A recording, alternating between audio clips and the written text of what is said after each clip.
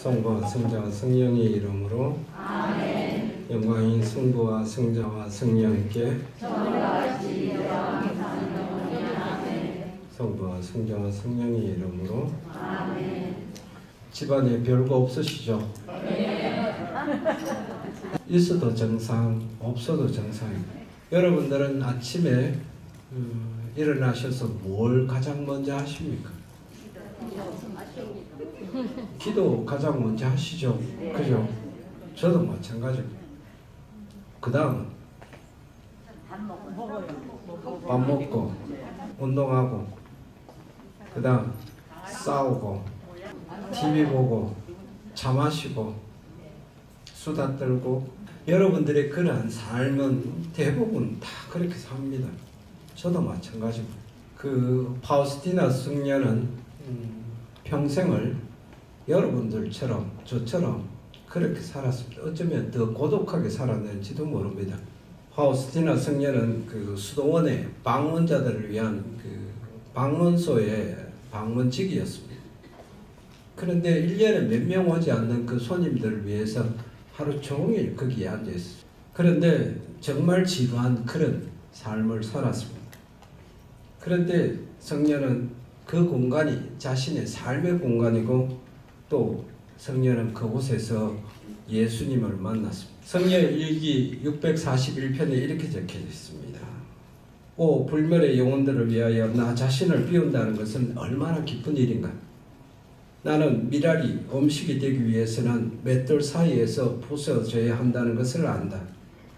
비록 외적으로는 아무것도 나의 희생을 눈치채지 못하고 그렇게 하더라도 나는 꼭 부셔져야만 한다라고 이렇게 적혀 있습니다. 신자들은 저에게 이렇게 이야기합니다. 시부님 하루 종일 혼자 있는데 심심하지 않으십니까? 라고 묻습니다. 그러면 저는 보통 이렇게 대답합니다. 몸뚱아리는 심심한데 대가리는 정말 바쁩니다. 라고 이야기합니다.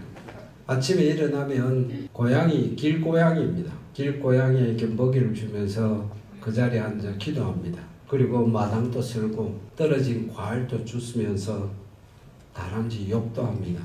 그리고 혼자 미사하고 나무 정리도 하고 또 저희 사제관은 넓어서 다른 짐승들이 많이 옵니다. 그 짐승들과 머리싸움 하기도 하고 또 빨래하기도 하고 또 새카맣게 타버린 냄비나 후라이팬을 닦기도 합니다.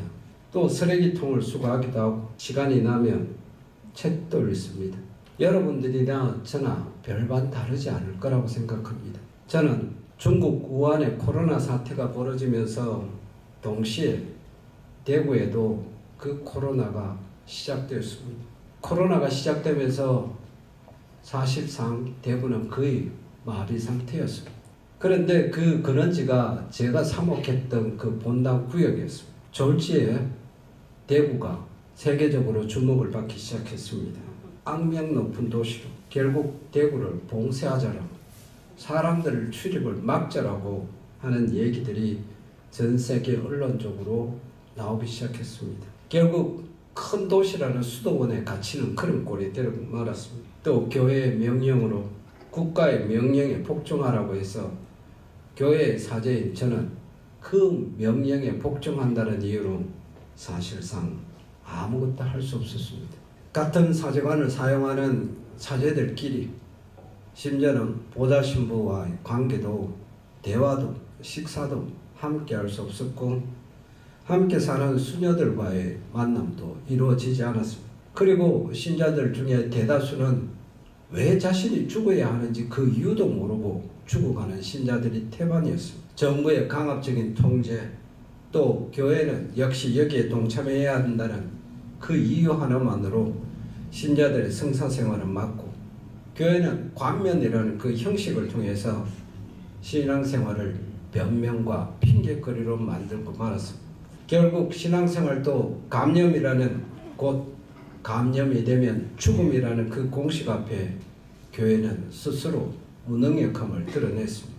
많은 사람들은 교회의 이러한 모습들이 신자들의 생명을 구했다라고 하지만 실상 그 생명보다 더 중요한 감염, 어쩌면 신앙생활에 그것을 막아버리는지 모릅니다. 죽는다는 것과 신앙생활을 맞바꾸게 하는 그 교회의 모습에 대해서 저는 교회의 사제로서 참으로 제 자신이 무능력함을 느끼게 됐습니다. 그리고 제가 미국에 왔었을 때도 소수의 사람들만 백신을 맞는 그런 상황이었습니다. 저는 대구에서 한국에서 그런 모습들을 살면서 대질병 앞에 선 미국에선 신앙인들 역시 어려울 것이라는 생각에 약간의 힘이 되고자 제 스스로 지원해서 왔습니다.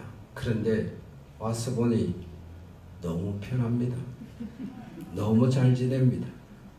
그리고 감염 곧 죽음이라는 그 공식이 여기 오면서 깨어졌습니다.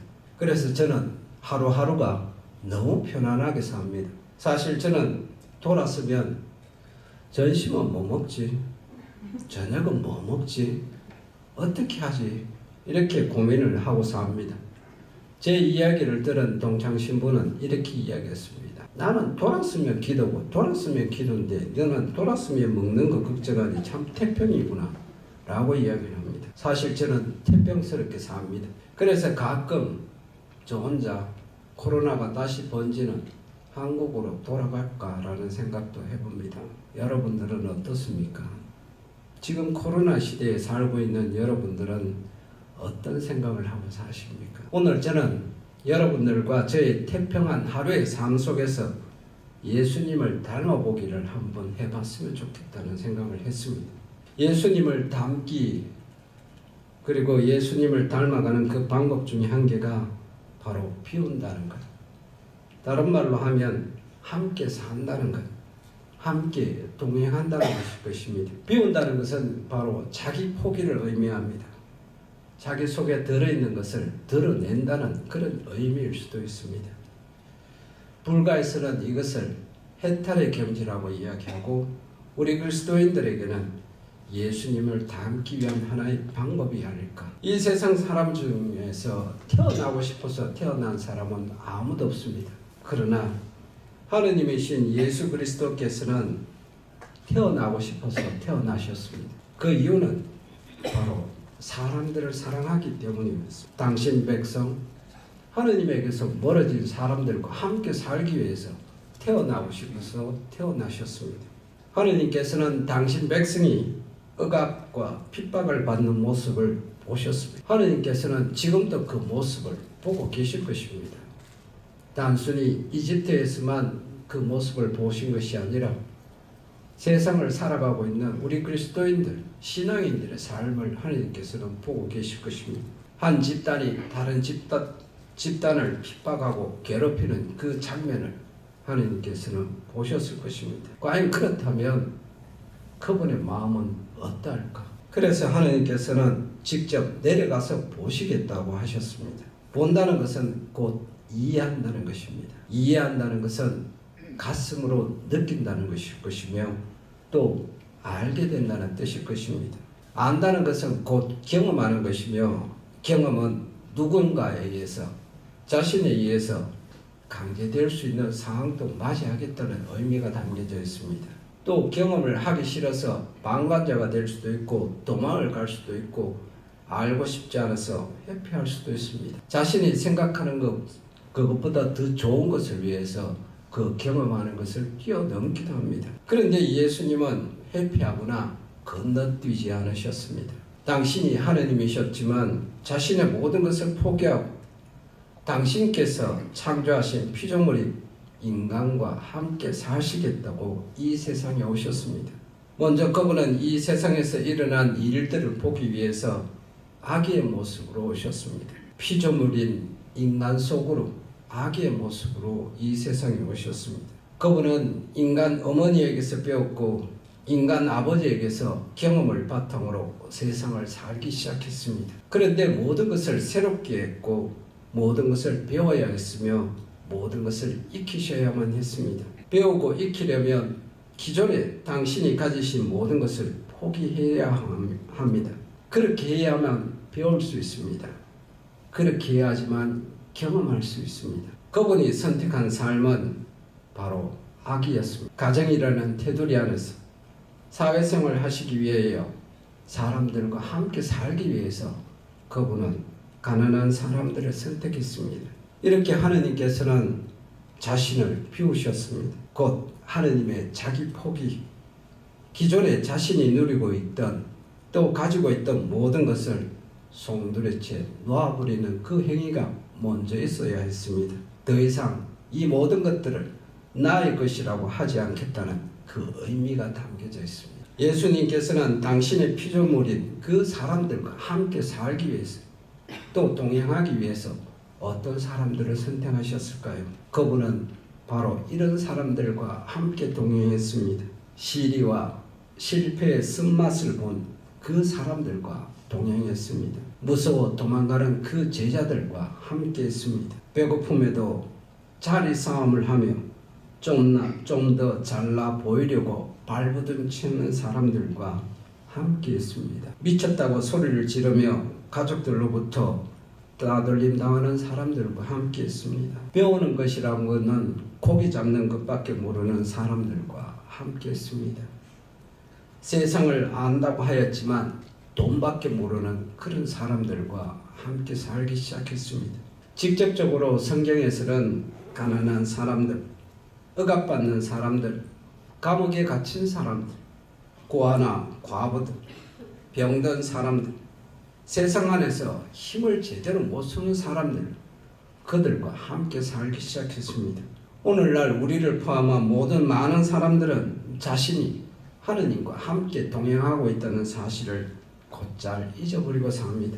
그것은 바로 눈이 가리워져서 그럴 것입니다. 눈이 가리워졌다는 것은 다른 것에 온통 신경과 관심에 쏠려 또 다른 것을 보지 못하는 것을 말할 것입니다. 느끼지 못하고 듣지 못하고 냄새도 맡지 못하고 이해를 못한다는 말일 것입니다. 하느님께서 우리에게 주신 그 감각들을 제대로 사용하지 못한다는 말일 것입니다. 제대로 보고 제대로 듣고 제대로 느끼려면 치우거나 씻어내야 합니다. 또 닦아내고 맑게 유지해야 합니다. 이것을 다른 말로 자신을 비워내는 것, 자신을 드러내는 것, 두 손과 마음에 움켜잡고 있는 것들을 놓아버리는 것. 물론 우리는 한계성을 지닌 인간입니다. 또 부모이고 자식입니다. 그리고 자식들에게 또 다른 친구들이 갖고 있는 그 어려움들을 놓아버리기가 쉽지 않다는 것을 우리는 잘 압니다.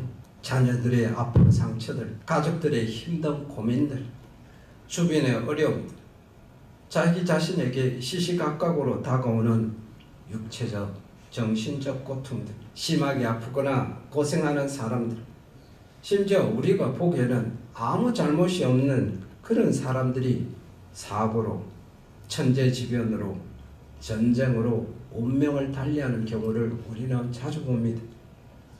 이때 우리는 지푸라기라도 잡는 심정으로 그 원인을 찾고 싶어 이런 사고와 아픔에 대해서 책임을 묻고자 합니다. 왜 이런 시련을 주고 이런 아픔을 통해서 당신이 누리는 혜택이 무엇입니까? 라고 묻고 싶습니다. 선하시고 자비하신 분께서 겨우 이것밖에 못하시느냐고 책임을 추궁하고 싶어 합니다.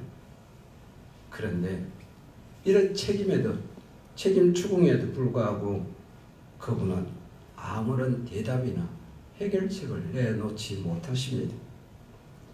하지만 교회의 사제들, 성직자들, 수도자들은 또 단체 지도자들은 이 문제에 대해서 곧잘 하느님 편이 됩니다. 하느님을 위한 변명들을 하기 시작합니다. 하느님을 대변이라도 하듯 그 대변자 역할을 스스로 자처합니다. 그래서 해답을 주려고 합니다. 해결책을 내어놓는 듯합니다. 하지만 불행하게도 그 어디에도 우리가 흡족할 만한 대답이나 그 해결책은 없습니다. 사실 제가 이곳에 온 첫날부터 혼자 방에 갇혀 2주 동안 격리를 했습니다. 격리하라고 신자들이 저에게 요구를 했습니다. 자신들이 한국에서 온 저로 말미암아 감염이 되기 싫다는 뜻입니다. 감염은 곧 죽음이란 등식이 바로 미국에 있는 한국 신자들에게 있었습니다. 또 저는 나무 정리 작업을 하다가 사다리에서 떨어져 허리를 다쳤습니다. 다리에 마비 현상이 오고 걷지도 앉지도 눕지도 자지도 못했습니다. 그런데 신부니까 신자들은 제게 꼬박꼬박 미사를 하라고 요구했습니다. 미사와 함께 끊임없이 성사를 청해왔습니다. 쉽게 병원도 갈 수 없고 어디가 아프다라고 말할 수 없는 저의 심정은 아랑곳하지 않았습니다. 그래서 저는 빨리 낫기를 바라는 마음으로 진통제를 무지막지하게 먹었습니다. 정량보다 훨씬 많이 먹었습니다. 결국 제 몸이 견뎌내지 못했습니다. 끊임없이 평소에는 잠만 자는 것이 저의 일이었습니다. 그런데 가끔 깨어 창문을 보면 신자들이 저를 바라보고 있었습니다. 나중에 한 사실이지만 한국에서 온 지 얼마 되지 않는 신부가 죽은 나 살아나를 확인하기 위해서 창문으로 매일 저를 쳐다보았다고 합니다. 그런데 저는 불행하게도 죽지 않았습니다. 여러분 가족 중에 병환으로 아픔으로 고통이 계신 분들이 있으실 것입니다. 그때 여러분들은 왜 이런 시련을 주고 왜 이런 아픔을 주는지 그 원인을 찾고 싶으실 것입니다. 조금 전에도 말했듯이 하느님에게서 교회에서 아무런 해답이나 대답을 들을 수 없을 때가 더 많을 겁니다. 우리의 경험적인 이유로 하느님의 아들이 십자가의 죽음을 앞둔 상태에서 땀이 피가 되도록 기도했지만 또 마지막 울부짖음으로 아버지께 대답을 원했지만 그 아들은 아무런 대답을 얻지 못했습니다. 결국 그 아들은 죽었습니다. 교회는 그분의 죽음에 대해서 하느님의 응답이라고 그 응답으로 부활을 주셨다라고 교회는 하느님을 대변합니다. 그런데 그 대답은 우리가 살아가는 현실 속에서는 아무런 의미가 없습니다. 우리의 대답은 죽지 않고 그 해답을 얻는 것입니다. 이 현세에서 바로 그 죽지 않는 그 대답을 얻는 것이었습니다. 그렇다면 성자이신 하느님이 예수 그리스도께서 이 세상을 사실 때 가장 힘든 것이 무엇이었을까? 그것은 성부의 무응답이 아니라 바로 이 세상을 사시기 위해서 오신 예수님 당신이 하느님이라는 사실입니다. 인간을 만드신 분이 바로 당신이라는 사실이 가장 힘든 일이었을 것이고 힘들 것이라고 생각합니다. 또 하나 힘드신 것은 약점과 미성숙한 모습, 자신의 의지만을 믿고 하느님을 무시하는 그 교만심이었을 것입니다. 변명과 요령, 세상적인 고정관념으로 인간적인 고집을 굽히지 않는 그 모습들 속에서 인내하시는 모습이 가장 힘드셨지 않았을까? 이런 힘든 생활 속에서도 예수님께서는 하느님으로서가 아니라 인간으로서 우리와 함께 사셨습니다. 성부의 뜻인 사람을 사랑하고 불쌍히 여기며 살도록 하는 그 순명의 삶을 사셨습니다. 아버지께 대한 순명의 삶은 곧 예수 자신을 비우는 것이었습니다. 하느님이셨지만 하느님의 눈높이에 따라 하느님의 잣대로 인간을 평가하지 않으시고 당신에게 맞설 것을 아시면서도 사람을 사랑하는 그 마음으로 모든 것을 품어 안으셨습니다. 이냐시오 성인은 이런 숙명에 대해서 이렇게 말씀하고 계십니다. 시체처럼 순명하라. 노인의 손에 들려진 지팡이처럼 순명하라. 예수님께서 하늘의 영광을 버리시고 이 땅에 오신 것은 철저히 아버지의 뜻을 이루어지도록 하는 것이 자기 삶의 유일한 목적이었다라고 말씀하십니다.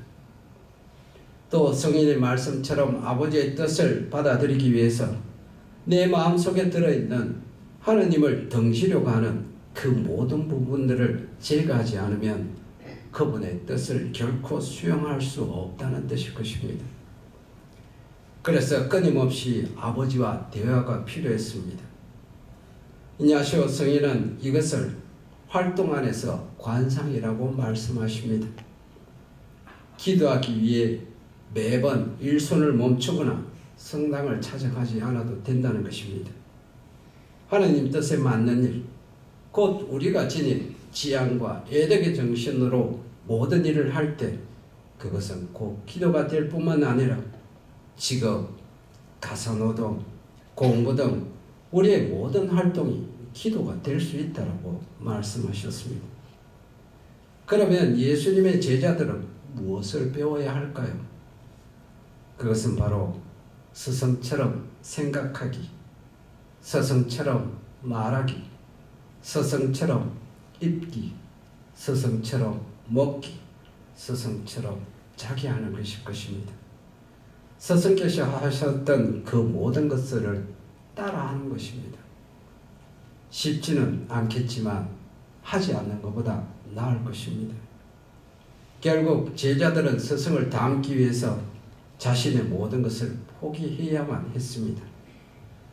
제자들이 바로 자신을 비우는 것, 자기 자신 안에 있는 것들, 스승을 닮기 위해서 자신 안에 남아있는 것들을 헛된 것으로 여기는 모습이 되어야 했을 것입니다. 바울로 사도는 이것을 쓰레기라고 표현했습니다. 자기 포기는 내 안에 들어있는 세상적인 것들에 대해서 단호히 아니요라고 말할 수 있는 용기가 필요하다는 것입니다. 우리 모두는 자기가 옳다고 생각하는 것을 행동으로 옮기는 존재들입니다. 그래서 내 생각, 내 입장, 내 판단, 내 확신들을 가지고 세상을 통해서 우리는 그것을 배우고 덧붙여 나갑니다.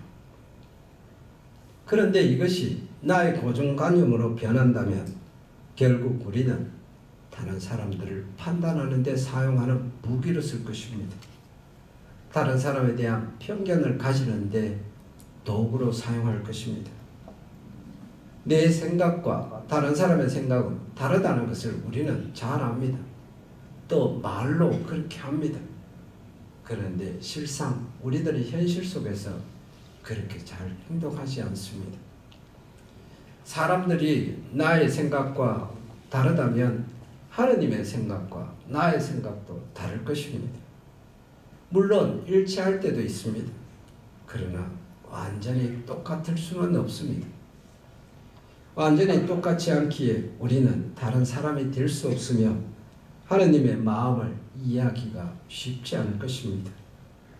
결국 우리는 쉽지 않다는 것은 그들과 나의 사이, 하느님과 내 사이에 벽이 있다는 사실을 실감하게 됩니다. 이 벽을 허물지 않는다면 우리는 상대에게 다가갈 수 없을 것입니다. 어떤 형태로든지 우리는 이 벽을 허물어야 합니다. 결국 예수님을 상대한 사람들을 보면 그 벽이 얼마나 큰지, 얼마나 튼튼한지 알 수 있습니다. 우리가 신앙인으로 산다는 것은 바로 이 벽을 허물기 위해서 나의 일부분을 드러내야 할 것입니다. 내 마음속에 가득 찬 하느님과 등진 것을 걷어낼 때만 다른 사람에게 다가갈 수 있듯이 하느님에게도 우리는 조금씩 더 다가갈 수 있을 것입니다. 또 그리고 그렇게 드러낸 그곳에 다시 하느님의 것으로 채워야만 합니다. 결국 신앙인으로 산다는 것은 끊임없이 비우고 끊임없이 하느님의 것으로 채우는 사람들이 아닐까요? 예수님의 것으로 채우지 않는 나의 빈 공간은 결국 흠으로 남게 됩니다. 허기로 길을 잃게 될 것이며 방황하게 될 것입니다. 세상적인 것들로 채우면 결국 나는 내가 가고자 하는 그 길에서 벗어나게 될 것입니다. 세상적인 것들로 충족되지 않았을 때 우리의 모습은 쉽게 상처받고 쉽게 성을 내고 쉽게 상대방을 조종하려 합니다. 함께 살고 함께 동행하는 사람들에게 우리는 끊임없이 충격과 상처를 입히게 됩니다. 예수님께서는 인생의 길과 동시에 신앙의 길을 가고 있는 우리에게 아무것도 지니지 말라고 그렇게 말씀하셨습니다. 오직 지니고 갈 것은 하느님만 지니고 가라고 그렇게 말씀하십니다. 혹시 배고플까 봐, 혹시 모자랄까 봐, 혹시 다른 사람뿐만 아니라 내가 불편할까 봐, 내가 잘못될까 봐 걱정합니다. 그런데 실상 중요한 것은 별로 없습니다. 오직 이런 걱정들은 내가 만들어낸 것이 대부분입니다. 결국 이 걱정들이 우리를 무겁게 만듭니다. 걱정이 사라지면 우리는 또 다른 걱정거리를 만들어냅니다. 내일의 걱정을 당겨서 우리는 내 자신을 무겁게 만드는 데 익숙해져 있습니다. 오늘 자식이 아픈 것을 해결하고 나면 내일은 또 다른 자식의 아픔을 나는 미리 당겨서 걱정합니다. 내 가족의 무거운 짐을 해결하고 나면 또 다른 가족의 무거운 짐을 나는 당겨서 오늘 함께 걱정합니다. 결국 세상적인 것들로 가득 차면 우리의 몸은 점점 더 무거워질 것이고 우리의 삶은 점점 더 힘들어질 것입니다. 그렇다고 세상을 덩질하는 것이 아닙니다.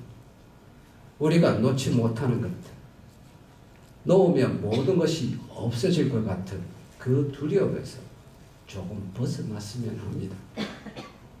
우리를 무겁게 만들지만 그렇다고 지금 당장 모든 것이 끝나는 것은 아니라는 것을 여러분들은 경험으로 아실 것입니다. 모든 것을 비우지 못하면 우리는 잠시 나의 무거운 짐들을 뒤로 한번 밀어보면 어떨까요? 우리에게는 믿는 구석이 있습니다. 또 우리에게는 지혜가 있습니다. 주님께서는 당신의 멍에가 가볍다라고 하셨습니다. 결국 나의 무거운 짐을 그분께 한번 맡겨보면 어떨까요? 가끔 주님을 만나 그분의 말씀도 듣고 그분이 살아가는 모습도 한번 되새겨보면 어떨까요? 친구처럼 사랑하는 사람처럼 그분 곁에서 수다라도 한번 떨어보면 어떨까요? 주님은 오늘도 우리와 함께 사시기 위해서 함께 동행하시기 위해서 다람쥐들과 머리싸움하고 떨어진 과일도 줍고 바닥도 쓸고 그리고 오늘 뭐 먹지라고 고민도 하실 것입니다. 결국 나의 모든 것들을 그분에게 맡겨드리면 어떨까요?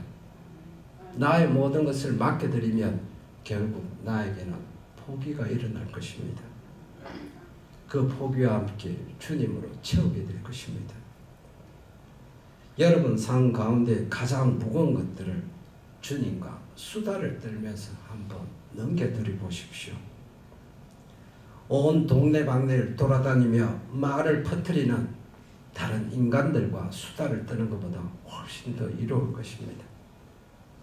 비록 거창하거나 화려하거나 사람들의 주목을 끄는 일은 없지만 신앙인으로서의 삶은 한결 가벼울 것입니다. 이제 우리는 더 이상 신앙생활을 하는데 변명하지 맙시다. 그리고 내가 가지고 있는 그것을 그대로 주님 앞에 내보이십시오. 주님, 저는 오늘 아픕니다. 주님, 오늘 사다리에서 떨어져 허리가 끊어질 듯이 아픕니다. 주님, 오늘 내 남편, 내 자식들 고민하다가 저는 돌아버릴 지경입니다.